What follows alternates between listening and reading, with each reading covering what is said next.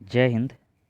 इस वीडियो में मैं आप सभी को बिहार फायरमैन परीक्षा के फर्स्ट शिफ्ट के पेपर का एनालिसिस कराने वाला हूं। सभी प्रश्नों का 100% सही उत्तर के साथ इस वीडियो में मैं आप सभी को बताऊंगा। तो आई होप इस वीडियो को देखने के बाद आपको किसी भी दूसरे यूट्यूब चैनल पर वीडियो ढूंढने की ज़रूरत नहीं पड़ेगी, क्योंकि सभी प्रश्नों का 100% सही उत्तर है। और इस वीडियो के माध्यम से आप अपना ओरिजिनल में स्कोर जान सकते हैं कि आपका कितना मार्क्स आ रहा है।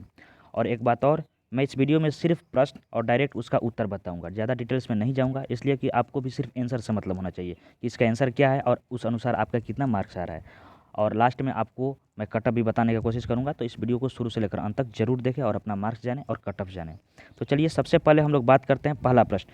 पहला प्रश्न है कि सर्व शिक्षा अभियान का उद्देश्य है। तो सर्व शिक्षा अभियान का उद्देश्य क्या है? तो इसका ऑप्शन नंबर सी उत्तर हो जाएगा। 6 से 14 वर्ष आयु समूह के सभी बच्चों को प्रारंभिक शिक्षा देना सर्व शिक्षा अभियान का उद्देश्य है। ठीक। अगला प्रश्न है कि मयूरभंज खानें किसके लिए जानी जाती है?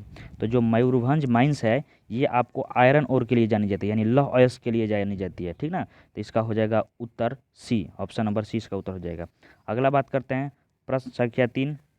इसमें बोल रहा है कि यदि एक समचतुर्भुज यानी रोम्बस के विकर्णों की लंबाई 6 सेंटीमीटर तथा 8 सेंटीमीटर है तो इसकी भुजा बराबर है। यानी इसका साइड पूछ रहा है, भुजा पूछ रहा है, तो आपको मालूम होना चाहिए कि साइड बराबर रोम्बस का होता है डायगोनल 1 का स्क्वायर प्लस डायगोनल 2 का स्क्वायर, और इसका आपका स्क्वायर रूट होता है। तो यदि इसको हल करेंगे तो 6 का स्क्वायर करेंगे तो 36 और 8 का स्क्वायर करेंगे तो 64। यदि आपस में इन दोनों को जोड़ेंगे तो 64 36 जोड़ेंगे तो 100 होगा, और 100 का वर्गमूल आपका क्या हो जाएगा?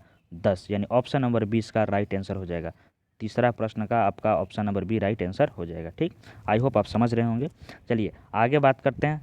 अगला प्रश्न है प्रश्न संख्या 4, जिसमें पूछा है कि निम्नलिखित में से किसको सिद्ध करने की आवश्यकता है। तो ये वेरी वेरी इजी क्वेश्चन है कि सिद्ध किसको किया जाता है, तो वो प्रमेय को यानी थ्योरम को सिद्ध किया जाता है। आप यदि 10th में पढ़े होंगे कि थेल्स प्रमेय होता है, पाइथागोरस प्रमेय होता है, इसको प्रूव करना होता है, सिद्ध करना होता है, तो उसी को सिद्ध किया जाता है, यानी जो प्रमेय बन जाता है उसको सिद्ध करना होता है। ठीक, तो चौथा का ऑप्शन नंबर बी आंसर हो जाएगा। पांचवा प्रश्न का उत्तर क्या हो जाएगा? तो देखिए पांचवा प्रश्न का उत्तर हो जाएगा आपका कि यदि दो कोण एक दूसरे के पूरक हो यानी कॉम्प्लीमेंट्स हो, यानी कॉम्प्लीमेंट्स मतलब होता है कि दो कोणों का योग 90 डिग्री हो। ठीक, यानी angle A plus angle B बराबर 90 डिग्री हो, तो पूछ रहा है कि ईच एंगल क्या होगा, यानी प्रत्येक कोण क्या होगा। तो जब दो कोणों का योग 90 डिग्री है तो प्रत्येक कोण 90 डिग्री से कम होगा, यानी वो एक्यूट एंगल होगा, यानी हिंदी में यदि बात की जाए तो वो एक न्यून कोण होगा, यानी ऑप्शन नंबर सी इसका राइट आंसर हो जाएगा। ठीक, चलिए बात करते हैं आपका क्वेश्चन नंबर 6। क्वेश्चन नंबर 6 कह रहा है कि मनुष्यों में जो आहार नाल होता है यानी एलिमेंट्री कैनाल होता है, इसका सबसे लंबा भाग कौन है? तो देखिए ये थोड़ा सा आपको बझाऊ क्वेश्चन है। यदि आप इंग्लिश में जानते होंगे कि small intestine, large intestine, stomach और इसोफेगस, तो आप मार देंगे। लेकिन यदि हिंदी में, तो देखिए हिंदी में क्षुद्रांत, बृहद्रांत, ये आपने वर्ड ही नहीं सुना होगा। लेकिन इसका यदि राइट आंसर का बात किया जाए तो इसका राइट आंसर हो जाएगा स्मॉल इंटेस्टाइन। इसका छोटी आंत आंसर होगा, लेकिन आपको हिंदी में नहीं दिया है, हिंदी में कुछ अलग शब्द दे दिया है। लेकिन यदि इंग्लिश में जानते होंगे तो आप इसको सही करके आए होंगे। ठीक, तो प्रश्न संख्या 6 का राइट आंसर क्या हो जाएगा? आपका ऑप्शन नंबर ए। ठीक ना? चलिए आगे बढ़ते हैं। अगला प्रश्न बहुत ही सिंपल है कि के सिवान किसके अध्यक्ष थे? तो के सिवान आपको इसरो के अध्यक्ष थे, यानी ऑप्शन नंबर बी इसका राइट आंसर हो जाएगा। चलिए बात करते हैं प्रश्न संख्या 8। आठवां प्रश्न है कि अलकनंदा नदी भागीरथी नदी से मिलती है, यानी अलकनंदा जो नदी है वो भागीरथी नदी से कहाँ मिलती है? तो अलकनंदा नदी भागीरथी नदी से आपको देवप्रयाग में मिलती है। ठीक ना? यानी ऑप्शन नंबर 20 का राइट आंसर हो जाएगा। अगला प्रश्न है प्रश्न संख्या 9 कि कितना धन 2 वर्ष में 12% प्रतिवर्ष वार्षिक ब्याज की दर से इतना हो जाएगा, जबकि ब्याज की गणना वार्षिक हो। ठीक ना? यदि आप इसको हल करेंगे तो इसका राइट आंसर हो जाएगा 2000 रुपये, यानी ऑप्शन नंबर ए इसका राइट आंसर हो जाएगा। ऑप्शन नंबर ए इसका राइट आंसर हो जाएगा। ठीक ना? हल कर लीजिएगा। प्रश्न संख्या 10 पाइए, जिसमें पूछ रहा है कि 1907 में जमशेदजी टाटा द्वारा टिस्को की स्थापना कहाँ की गई थी? तो देखिए इसका आंसर होना चाहिए जमशेदपुर, जो कि झारखंड में आता है, लेकिन ऑप्शन के अनुसार तो है नहीं जमशेदपुर। कर्नाटक तो होगा नहीं, उड़ीसा तो होगा नहीं, छत्तीसगढ़ तो होगा नहीं। तो अगर ऑप्शन के अनुसार बात किया जाए तो इसका उत्तर ऑप्शन नंबर ए साक्षी बिहार होगा। ठीक ना? लेकिन ऐसे वो जमशेदपुर झारखंड में जो पड़ता है, वहाँ जमशेदजी टाटा ने टिस्को कंपनी का स्थापना किया था। ठीक, तो 10वां का प्रश्न का उत्तर आप ए टिक कर लीजिएगा। ठीक, चलिए बात करते हैं प्रश्न संख्या 11, जिसमें पूछा है कि भारत के कैग यानी जो नियंत्रक एवं महालेखा परीक्षक होते हैं, इनकी नियुक्ति कौन करता है? तो इनकी नियुक्ति भारत के राष्ट्रपति द्वारा की जाती है, यानी ऑप्शन नंबर बी 11वां प्रश्न का उत्तर हो जाएगा। अगला बात करते हैं कि एक आयत के क्षेत्रफल निकालने का सूत्र क्या है?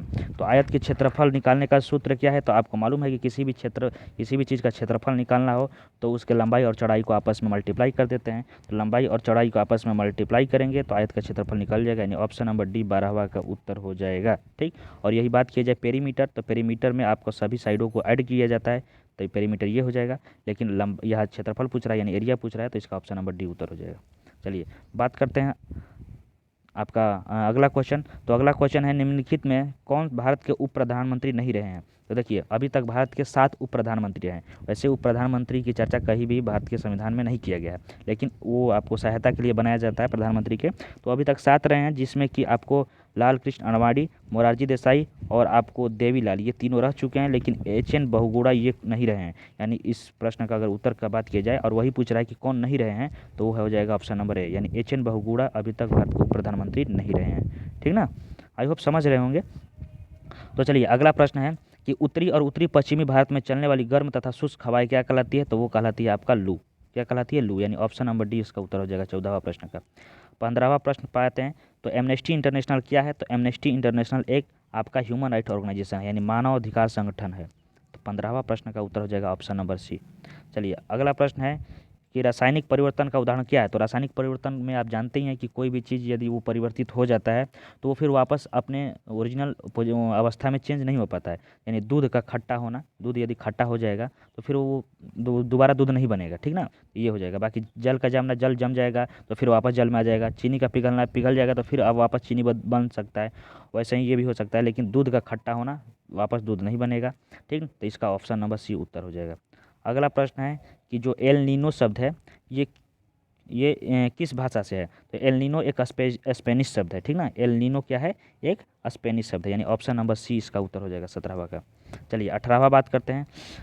तो अगला प्रश्न है कि बर्फ़ पानी पर क्यों उतरता है? तो देखिए कोई भी चीज़ एक दूसरे पर क्यों उतरती है? तो जब उसका डेंसिटी जो होता है, घनत्व होता है, उससे कम होगा तब वो तैरेगा, यदि ज़्यादा होगा तो वो डूब जाएगा। यानी कहने का अर्थ है कि बर्फ़ तैरता है कि बर्फ़ का घनत्व पानी से कम होता है, इसलिए बर्फ़ तैरता है, यानी 18वां का उत्तर हो जाएगा ऑप्शन नंबर बी। ठीक, चलिए अगला प्रश्न है कि रैखिक संवेग के बदलने की दर को क्या कहते हैं? तो रैखिक संवेग के बदलने की दर को आपको बल कहते हैं। देखिए रैखिक संवेग मतलब मोमेंटम होता है, तो मोमेंटम होता है एम भी। तो यदि एम भी माइनस एम भी करेंगे, यानी ये V1 V2, ठीक ना, मास तो आपका कांस्टेंट रहेगा, एक ही वस्तु है। तो V1 minus V2 upon T करेंगे, तो यदि इसको हल करेंगे तो देखिए यहाँ से एम आप कॉमन लेंगे तो V1 माइनस V2 हो जाएगा, अब बटा में टी। देखिए ये हो जाएगा आपका किसका फार्मूला हो जाएगा? त्वरण का, यानी एक्सीलरेशन का। तो एम इंटू ए हो गया। तो एम ए किसका होता है? वो फार्मूला एफ का, फोर्स का, यानी फोर्स बराबर होता है मोमेंटम इंटू एक्सीलरेशन। तो इसका उत्तर हो जाएगा आपका ऑप्शन नंबर सी, यानी बल। ठीक ना, चलिए अगला प्रश्न है कि सौर सेल बनाने के लिए कौन सा पदार्थ उपयोग किया जाता है? तो आपको मालूम है कि ऑप्शन नंबर ए सिलिकॉन, यानी 20वां प्रश्न का उत्तर हो जाएगा ए। चलिए अगला प्रश्न पाते हैं, प्रश्न संख्या 21। 15वीं शताब्दी में कौन से व्यापारी सबसे पहले हिंद चीन पहुँचे? तो ये तो आपको मालूम होगा कि 1498 में सबसे पहले पुर्तगाली पहुँचे थे कालीकट, वहाँ पे गुजरात में। ठीक ना, जहाँ का राजा जमेरीद था। चलिए आगे बात करते हैं। अगला प्रश्न है प्रश्न संख्या 22। जीवन के बाद के वर्षों में शिक्षा का लाभ क्यों नहीं है? तो जीवन के बाद के वर्षों में, यानी यदि आप बुढ़ापे में चले जाएंगे तो उस समय आप शिक्षा लेंगे तो उसका लाभ क्या नहीं होगा? तो लाभ अच्छा कार्य व वेतन, यानी अब बहुत मतलब बूढ़े हो गए तो आपको ना अच्छा कार्य मिलेगा और ना आपको वेतन मिलेगा, तो ये आपका लाभ नहीं होगा। बाकी स्वास्थ्य सेवा का कोई विकास नहीं, ये तो गलत है, ये भी गलत है, ये भी गलत है, यानी ये आपका राइट आंसर हो जाएगा 22वां का ऑप्शन नंबर ए। ठीक, चलिए आगे बात करते हैं। अगला प्रश्न है प्रश्न संख्या 23, जिसमें पूछ रहा है कि किसी समूह में सभी शब्द रात के पर्यायवाची हैं, यानी रात के आपको पर्यायवाची पूछना है। तो देखिए रात का पर्यायवाची आपका ऑप्शन नंबर डी हो जाएगा। रात्रि भी होता है, रजनी भी होता है, निशा भी होता है, यानी 23वां प्रश्न का उत्तर हो जाएगा डी। ठीक, अगला प्रश्न है 24वां प्रश्न पूछ रहा है कि जल के अणुओं की गति जब चयनात्मक पारगम्य झिल्ली द्वारा हो तो उसे क्या कहते हैं? यानी चयनात्मक, इंग्लिश में देख लेते हैं। Movement of water molecules through a selective preamble membrane is called osmosis. ठीक ना, यानी इसका हिंदी में यदि उत्तर किया जाए तो ऑप्शन नंबर बी, यानी परासरण इसका उत्तर हो जाएगा। ठीक, तो कोई प्रश्न ऐसा है जो साइंटिफिकल यानी साइंस है तो उसका मैं इंग्लिश में ही बताऊंगा, बाकी हिंदी में उसका टिक कर दूंगा। ठीक, चलिए अगला प्रश्न है कि प्रत्येक परिमेय संख्या यानी जो रेशनल नंबर है वो क्या होता है? तो प्रत्येक परिमेय संख्या एक रियल नंबर होता है यानी वास्तविक संख्या होता है, यानी ऑप्शन नंबर डी इसका उत्तर हो जाएगा 25वां का। 26वां है युधिष्ठिर का संधि विच्छेद, तो ये तो बहुत ईजी है। युधिष्ठिर का संधि विच्छेद आपका होता है युधि प्लस अस्थिर। देखिए यू ऐसे होगा, युधि ये होगा, युधि युधि प्लस अस्थिर, ध्यान से देख लीजिएगा, यानी ऑप्शन नंबर 20 का राइट आंसर हो जाएगा 26 का।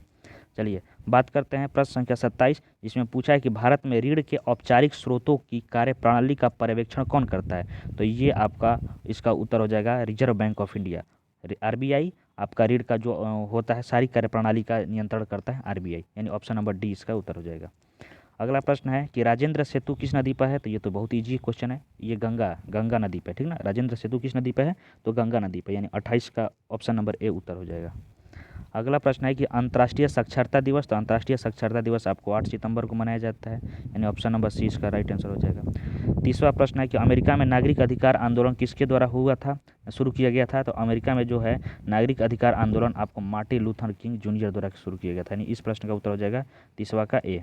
ठीक, चलिए 31वां प्रश्न का उत्तर, तो 31वां प्रश्न का उत्तर हो जाएगा घनानंद की रचनाएं किस भाषा में थी? तो वो थी ब्रज भाषा में, यानी ऑप्शन नंबर डी इसका राइट आंसर हो जाएगा। 32वां प्रश्न है कि बस्तर आंदोलन में किसकी प्रमुख भूमिका थी? तो बस्तर आंदोलन आप में गुंडाधुर की प्रमुख भूमिका थी, यानी ऑप्शन नंबर ए इसका राइट आंसर हो जाएगा, ठीक ना। ऑप्शन नंबर ए इसका राइट आंसर हो जाएगा। चलिए अगला प्रश्न है प्रश्न संख्या 33 कि where was the first underground railway built in India, यानी जो भूमिगत रेलवे है पहला वो भारत में कहाँ शुरू की गई थी? तो वो आपको कालीकट यानी कलकत्ता में शुरू की गई थी, यानी 33वां का ऑप्शन नंबर ए हो जाएगा। ठीक, 33वां का ऑप्शन नंबर ए हो जाएगा राइट आंसर।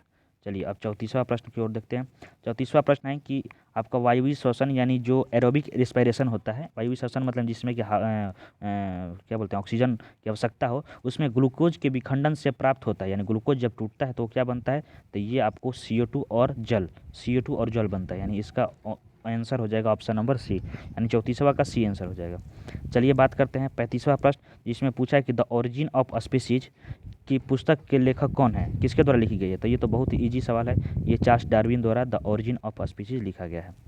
चलिए अगला प्रश्न है कि सी रिटर्न्ड होम, उसके बाद फिल इन द ब्लैंक्स है ओपन डोर। तो इस प्रश्न का आपको उत्तर जानना है, तो इस प्रश्न का उत्तर हो जाएगा एंड, ठीक ना, एंड। सी रिटर्न होम यानी वो अपने घर वापस लौटी और दरवाज़ा को खोला, यानी इसका ऑप्शन हो जाएगा डी 36 का। 37वां है the minimum age for becoming president of India is, इसका हिंदी नहीं ये क्रॉप हो गया है, तो यानी पूछ रहा है कि मतलब न्यूनतम आयु प्रेसिडेंट की कितनी होनी चाहिए प्रेसिडेंट बनने के लिए भारत का? तो 35 वर्ष होना चाहिए। तो आई थिंक इसमें ऑप्शन सी होना चाहिए 35 वर्ष, इसलिए कि ए 25 दिया है, बी 30 दिया है और शायद डी 31 दिया है, तो सी इसका ऑप्शन हो जाएगा 35 वर्ष, ठीक ना, यानी मिनिमम एज। और यदि मैक्सिमम पूछता है तो मैक्सिमम कोई निर्धारित नहीं है, यानी कतन 100 वर्ष एबव रहेगा तो बनने लायक मतलब जीत जाएगा प्रेसिडेंट का चुनाव, तो प्रेसिडेंट बन सकता है। लेकिन मिनिमम का बात किया जाए तो प्रेसिडेंट और आपको ये राज्यपाल का ये दोनों का 35 वर्ष होता है। ठीक, चलिए अगला बात करते हैं 38वां प्रश्न है the Greek invaders in India were followed by. देखिए चूज द करेक्ट ऑप्शन पूछा है, the Greek invaders in India were followed by, तो इस प्रश्न का उत्तर हो जाएगा the Sakas and the Huns, ठीक ना, यानी जो पुष्यमित्री शुंग वो 100 जो दूसरी शताब्दी के बीच जो आए थे ग्रीक, वही पूछ रहा है, तो इसका हो जाएगा ऑप्शन नंबर बी। चलिए अगला प्रश्न है 39वां, जिसमें पूछा है कि ग्रहों की गति का संचालन होता है, तो ग्रहों की गति का संचालन आपको केपलर के नियम द्वारा होता है, ऑप्शन नंबर 20 का राइट आंसर हो जाएगा। 40वां प्रश्न देखते हैं कि लोकतंत्र में अंतिम सत्ता निहित होती है, तो लोकतंत्र में अंतिम सत्ता किसके अंतर्गत निहित होती है? तो वो जनता, यानी जो अंतिम सत्ता है वो जनता के अंदर निहित होती है, ठीक ना। चलिए अगला प्रश्न है कि 2011 की जनगणना के अनुसार भारतवर्ष में अधिकतम जनसंख्या घनत्व वाला राज्य कौन है? तो ये वेरी इजी है, इसलिए कि ये बिहार ही है जो कि सबसे अधिकतम आपका ये क्या बोलते हैं जनसंख्या घनत्व है, यानी डेंसिटी पॉपुलेशन डेंसिटी इसका घनत्व सबसे ज़्यादा है, और सबसे कम अरुणाचल प्रदेश का है। ठीक, चलिए 42वां प्रश्न देखते हैं। 42वां प्रश्न है कि I waited for him until he came, इसका हो जाएगा option number A, I waited for him until he came, यानी ऑप्शन नंबर ए यानी केम इसका आंसर हो जाएगा। चलिए अगला है 43वां प्रश्न कि संसद के संयुक्त अधिवेशन यानी जो आपका ज्वाइंट सेशन ऑफ पार्लियामेंट होता है, इसका अध्यक्षता कौन करता है? तो इसका अध्यक्षता आपका करता है लोकसभा का अध्यक्ष, ठीक ना, यानी स्पीकर जो होता है लोकसभा का वही इसकी अध्यक्षता करता है, यानी ऑप्शन नंबर बी इसका उत्तर हो जाएगा। अब देखिए अगला प्रश्न है 44वां कि एक वृक्ष की हत्या कविता के रचनाकार कौन है। तो ये भी वेरी इजी सवाल है आपका कि एक वृक्ष की हत्या जो कविता है इसका रचनाकार आपको कुंवर नारायण है, यानी 44वां का आपका ऑप्शन नंबर डी हो जाएगा। ठीक ना, 44वां का ऑप्शन नंबर डी हो जाएगा कुंवर नारायण। अगला बात करते हैं 45वां प्रश्न कि खुली वायु में कुछ दिन छोड़ देने पर सिल्वर की वस्तुएं काली हो जाती है क्योंकि उन पर किसकी परत जम जाती है, तो उस पर परत जम जाती है सिल्वर सल्फाइड का, यानी Ag2S इसका परत चढ़ जाती है। तो इसका ऑप्शन नंबर डी उत्तर हो जाएगा। एक सेकंड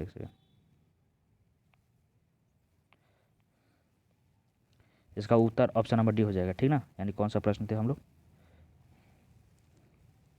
45। चलिए 45 हो गया, फिर 38 39 आ गया। ठीक है, यहाँ 46 है। ठीक, चलिए 46वां प्रश्न है कि बारदोली सत्याग्रह में मुख्य भूमिका किसने निभाई थी। देखिए बारदोली सत्याग्रह में मुख्य भूमिका सरदार वल्लभ भाई पटेल ने निभाई थी। इसी समय बारदोली की महिलाओं ने वल्लभ भाई पटेल को सरदार की उपाधि दी थी, यानी इसका ऑप्शन नंबर ए उत्तर हो जाएगा। 46वां का ऑप्शन नंबर ए उत्तर हो जाएगा। 47वां प्रश्न देखा जाए तो निम्नलिखित में से भारी मशीनों के उपयोग के लिए स्नेहक के रूप में क्या लाया जाता है, तो ग्रेफाइट, ऑप्शन नंबर सी।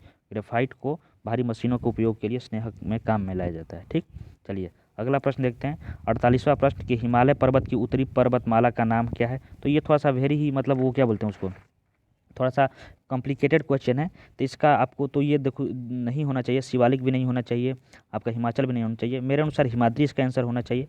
ठीक ना, और ये तो एक श्रेणी है, सतपुड़ा एक श्रेणी है हिमालय पर्वत का। तो ये पर्वतमाला का नाम पूछ रहा है तो हिमाद्री मेरे अनुसार होना चाहिए। बाकी इसको थोड़ा सा अभी मतलब डाउट में रखा जाए, इसका मैं आपको उत्तर कॉमेंट में ज़रूर बता दूंगा। चलिए अगला प्रश्न है 49वां प्रश्न the book was read by her, इसका एक्टिव वॉइस बनाना है। ठीक, इसका एक्टिव वॉइस बनाना है। एक सेकंड कॉल आने लगा, यानी इसका एक्टिव वॉइस बनाना है। ठीक ना, यानी ये पैसिव वॉइस में इसका एक्टिव वॉइस बनाएंगे, इसका एक्टिव वॉइस हो जाएगा सी रीड्स द बुक। ठीक ना, सी रीड्स द बुक इसका हो जाएगा, यानी ऑप्शन नंबर डी इसका राइट आंसर हो जाएगा 49वां का। चलिए 50वां प्रश्न पर आते हैं। मिंकू सर का कॉल आ गया था थोड़ा, ठीक ना, कोई ज़रूरी काम से। चलिए 50वां प्रश्न है कि निम्नलिखित में कौन सी रबी फसल नहीं है, यानी रबी क्रॉप कौन नहीं है, तो वो हो जाएगा आपका ज्वार, यानी ज्वार रबी फसल नहीं है। बाकी गेहूँ सरसों चना ये सब रबी फसल में आते हैं। अगला प्रश्न है कि बैंकों की तुलना में साहूकार के द्वारा वसूली जाने वाली ब्याज की दर होती है। ये आपको मालूम है कि बैंक की तुलना में साहूकार थोड़ा सा ज़्यादा आपको लेते हैं, रेट थोड़ा सा ज़्यादा करते हैं। तो इसका ऑप्शन नंबर सी हो जाएगा, यानी 51वां प्रश्न का उत्तर हो जाएगा ऑप्शन नंबर सी। ठीक, 51 का। चलिए आपको 52 प्रश्न का, तो किसे फॉरेस्ट मैन ऑफ इंडिया कहा जाता है। तो नेक्स्ट प्रश्न का उत्तर हो जाएगा आपका जायदव पेयंग को फॉरेस्ट मैन ऑफ इंडिया कहा जाता है। ठीक ना, यानी 52nd प्रश्न का उत्तर हो जाएगा आपका ऑप्शन नंबर सी। चलिए अगला प्रश्न है कि बेली कोच का आपको साइनोनिम्स बताना है। तो बेली कोच का साइनोनिम्स आपको मालूम होना चाहिए, एग्रेसिव होता है, यानी ऑप्शन नंबर बी इसका राइट आंसर हो जाएगा। चलिए अगला प्रश्न है नेक्स्ट प्रश्न है कि अल्प बेरोजगारी तब होती है जब लोग उनके काम के बदले भुगतान नहीं दिया जाता है, यानी काम लोग करते हैं उनके बदले उनका भुगतान नहीं किया जाता है, तो अल्प बेरोजगारी में आता है, यानी ऑप्शन नंबर डी इसका राइट आंसर हो जाएगा। 55वां प्रश्न है कि किसानों द्वारा एक वर्ष में 3 विभिन्न फसलों उगाने के पीछे मुख्य कारण क्या है। तो इसको थोड़ा सा इंग्लिश में देख लिया जाए। The main reason why farmers are able to grow 3 different crops in a year is well developed irrigation system, यानी यदि अच्छा सिंचाई प्रणाली रहेगा तो आपका ये 3 फसल आप एक साल के अंदर उगा सकते हैं। ठीक, तो इसका ऑप्शन नंबर ए उत्तर हो जाएगा, यानी 55वां प्रश्न का उत्तर हो जाएगा आपका ऑप्शन नंबर ए। नेक्स्ट प्रश्न है कि प्रथम विश्व युद्ध का तत्कालीन कारण क्या था। तो ये भी बहुत ही सिंपल सवाल है। उस समय ऑस्ट्रेलिया के जो राजकुमार सेरेजोवा में हत्या हो गया था, वही तत्कालीन कारण था प्रथम विश्व युद्ध का। ठीक ना, चलिए तो ऑप्शन आपका अगला क्वेश्चन है क्वेश्चन नंबर 57, यानी प्रश्न संख्या 57 पूछ रहा है कि भारत की जलवायु क्या है। तो भारत की जलवायु उष्णकटिबंधीय मानसूनी है, यानी ऑप्शन नंबर सी इसका राइट आंसर हो जाएगा। अगला प्रश्न है प्रश्न संख्या 58, जिसमें पूछा है कि किस घटना ने राष्ट्रवाद की अवधारणा को जन्म दिया। तो वो आपका फ्रेंच रेवोल्यूशन था, यानी फ्रांसीसी क्रांति था जो कि राष्ट्रवाद की अवधारणा को जन्म दिया, यानी ऑप्शन नंबर 20 का राइट आंसर हो जाएगा। अगला प्रश्न है कि अग्नि का विशेषण क्या होगा। तो अग्नि का विशेषण क्या होगा, तो अग्नि का विशेषण आग्नेय हो जाएगा। ठीक ना, आग्नेय इसका विशेषण हो जाएगा। देखिए प्रश्न संख्या 60वां प्रश्न है कि x + 1/x = 2 दिया है, तो x² + 1/x² का निकालना है। तो ये बहुत सिंपल सवाल है, इसका भी ऑप्शन नंबर ए हो जाएगा, 2 ही उत्तर हो जाएगा। ठीक ना, कैसे देख लीजिए, यदि इसका हल करेंगे, इसका स्क्वायर करेंगे तो ये हो जाएगा 4 और इसका हो जाएगा x² + 1/x² + 2 और ये मल्टीप्लाई में आएगा तो कट जाएगा। तो देखिए इसी का मान निकालना है और इधर 2 है तो 4 में से 2 जाएगा, 2 हो जाएगा, ये ऑप्शन नंबर ए इसका राइट आंसर हो जाएगा। ठीक, चलिए प्रश्न संख्या 61 जिसमें पूछा है कि देश की प्रथम महिला मुख्य निर्वाचन आयुक्त कौन थी। मुख्य निर्वाचन मतलब चीफ इलेक्शन, ठीक ना, यानी वोमेन चीफ इलेक्शन कमिश्नर कौन थी, तो वो हो जाएगा आपका वी.एस. रामादेवी, यानी ऑप्शन नंबर सी इसका राइट आंसर हो जाएगा। चलिए अगला प्रश्न है कि two bones are connected to each other by ligament, यानी इसका ऑप्शन नंबर डी हो जाएगा, लिगामेंट। हिंदी में इसको शायद स्नायु बोलते हैं, तो इसका ऑप्शन नंबर डी प्रश्न संख्या 62 का उत्तर हो जाएगा। अगला प्रश्न है कि साइट्रिक एसिड आपको मुक्त अम्ल के रूप में होता है, तो ये किस में होता है, तो आपको सिरके में होता है। साइट्रिक एसिड आपको सिरके में पाया जाता है, यानी विनेगार में, ठीक। अगला प्रश्न है कालिंदी कुल कदम्ब की डारन में रेखांकित पद का अर्थ क्या है, यानी जो कालिंदी है इसका अर्थ क्या है, तो कालिंदी आपको यमुना का पर्यायवाची होता है, यानी यमुना को कालिंदी कहा जाता है, ठीक ना, यानी 64 का आपका ऑप्शन नंबर हो जाएगा सी। चलिए 65वां प्रश्न देखते हैं। तो पूछा है कि जो प्रतिध्वनि है, जो इको है, ये सुनाई देती है, तो इको कैसे सुनाई देती है, किस कारण, तो ध्वनि जो तरंग है, यानी जो आपका साउंड वेव्स है, इसका परावर्तन के कारण इको आपको सुनाई देती है, यानी ऑप्शन नंबर बी इसका हो जाएगा प्रश्न संख्या 65 का उत्तर। बिस्मिल्लाह खां, तो बिस्मिल्लाह खां आपको शहनाई बजाते थे, यानी ऑप्शन नंबर सी इसका राइट आंसर हो जाएगा, ये तो आपको मालूम होगा। 67वां प्रश्न है कि श्वेत क्रांति निम्नलिखित में किसके अधिक उत्पादन से संबंधित है, तो श्वेत क्रांति आपको दूध यानी मिल्क से संबंधित है, ये भी आपको बहुत ईजी सवाल है। अगला सवाल है प्रश्न संख्या 68 जिसमें पूछा गया है कि खोजी गई प्रथम जीवाणु रोधक यानी जो एंटीबायोटिक थी वो कौन थी, तो ये आपको अलेक्जेंडर फ्लेमिंग द्वारा पेनिसिलिन की जो खोज की गई थी, ये सबसे पहला आपका एंटीबायोटिक थी, ठीक ना। चलिए अगला प्रश्न संख्या आपका 69वां प्रश्न पूछ रहा है कि भारत में क्या है, एक दलीय व्यवस्था है, द्विदलीय है, बहुदलीय है, निरंकुश सरकार है, तो निरंकुश सरकार तो नहीं है, बाकी एक दलीय भी नहीं है, बहुत सारे दल है, आपको मालूम है, तो इसका ऑप्शन नंबर सी हो जाएगा, बहुदलीय व्यवस्था है भारत में। ये देखिए आपका अगला प्रश्न है ये 70वां प्रश्न जिसमें कि आपका चक्रवृद्धि ब्याज की दर से 2 वर्षों में कोई जो राशि है वो 25/16 गुना हो जाता है, तो ब्याज की दर क्या होगा, तो इसको यदि आप हल करेंगे, तो मैंने हल किया था 70वां प्रश्न का उत्तर मैंने हल किया था, तो आया था 25%, यानी ऑप्शन नंबर 20 का राइट आंसर हो जाएगा, ठीक ना। आप हल कीजिएगा, बहुत आसान है। चलिए आगे बढ़ते हैं। प्रश्न संख्या 71 जिसमें पूछा है कि भारत की प्रथम महिला राष्ट्रपति कौन है, तो ये भी बहुत ईजी सवाल है, वो थी आपका प्रतिभा देवी सिंह पाटिल, यानी ऑप्शन नंबर बी उत्तर हो जाएगा। चलिए अगला प्रश्न संख्या 72 जीडीपी मतलब क्या होता है, जीडीपी का फुल फॉर्म क्या होता है, तो ग्रॉस डोमेस्टिक प्रोडक्ट, यानी ऑप्शन नंबर बी सकल घरेलू उत्पाद, ठीक ना, 72 का बी उत्तर हो जाएगा। 73 का क्या होगा, तो एशिया का सबसे स्वच्छ गाँव किस राज्य में है, तो एशिया का सबसे स्वच्छ गाँव आपका मेघालय में है, ठीक, मेघालय में एशिया का सबसे स्वच्छ गाँव है, 73 का सी हो जाएगा। चलिए अगला बात करते हैं 74 का। 74 पूछ रहा है कि कौन सी युक्ति विद्युत ऊर्जा को यांत्रिक ऊर्जा में परिवर्तित करती है, तो विद्युत ऊर्जा को यांत्रिक ऊर्जा में विद्युत मोटर परिवर्तित करती है, और वही डायनोमो यांत्रिक को विद्युत में परिवर्तित करता है, तो ऑप्शन नंबर डी इसका उत्तर हो जाएगा 74वां का, ठीक।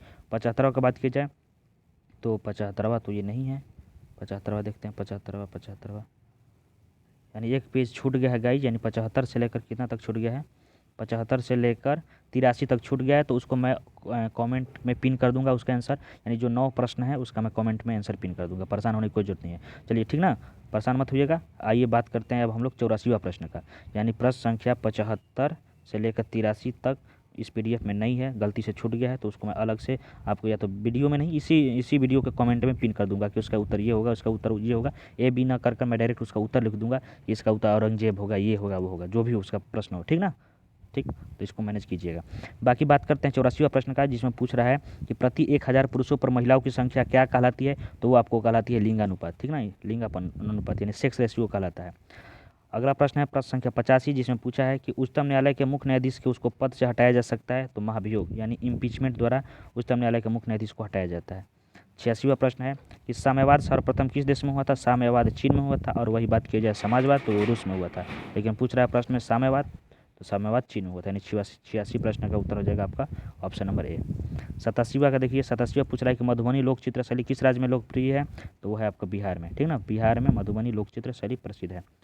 अगला प्रश्न है कि हिरोशिमा किस कविता के रचयिता कौन है, तो वो है सच्चिदानंद हीरानंद वात्सेन अगे, यानी इसका ऑप्शन नंबर डी उत्तर हो जाएगा। अगला प्रश्न है कि ही एंड आई प्लेइंग यस्टरडे, यानी फिल इन द ब्लैंक्स है, तो इसका आपको यहाँ पे वेयर लगेगा, क्या लगेगा, were, he and I were playing yesterday.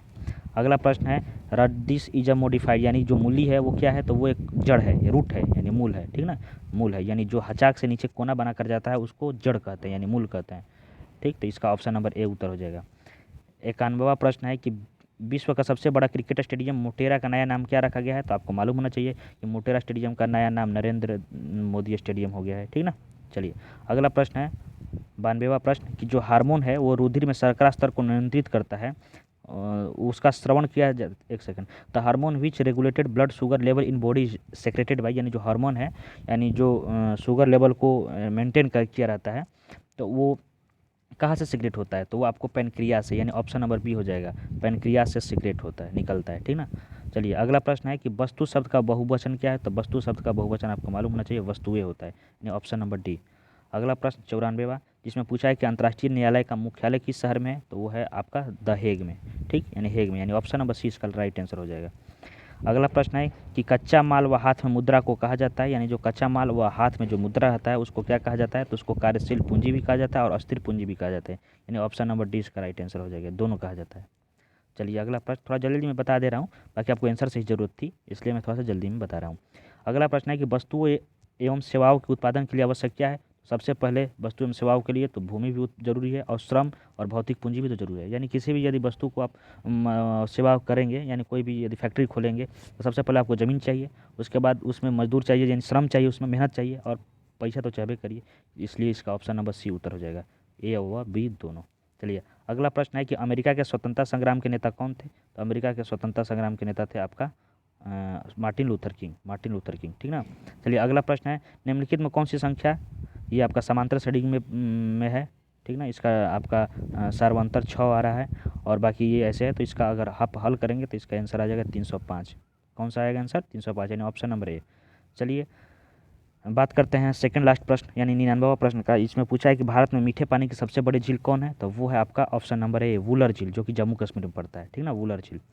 अगला प्रश्न लास्ट क्वेश्चन जो कि पूछा है कि choose the correct option to the question from the option that follow, यानी हु टुक दीक्षा फ्रॉम गुरु रविदास? तो इसका उत्तर हो जाएगा आपका गुरु रामानंद, ऑप्शन नंबर ए इसका राइट आंसर हो जाएगा।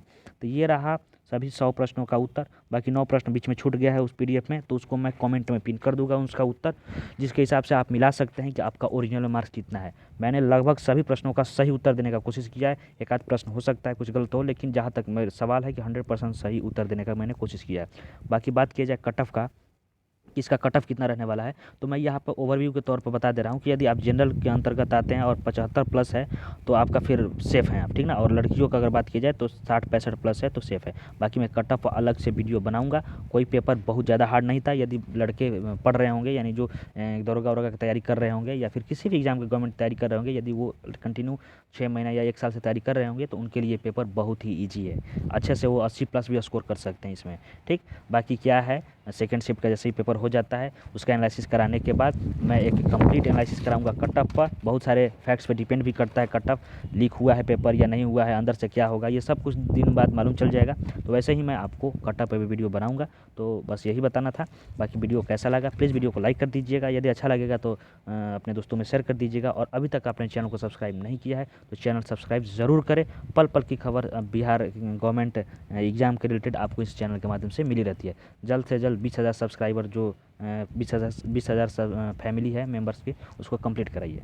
तो मिलते हैं नेक्स्ट वीडियो में, तब तक के लिए जय हिंद।